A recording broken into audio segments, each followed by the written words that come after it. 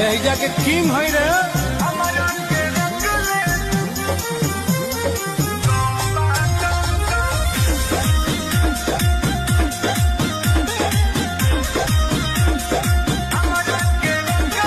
हम जल्दी कवनो के नकल करी, जब जब करी भारी सब परी। हमारा सोचा कौन खोक दी रे।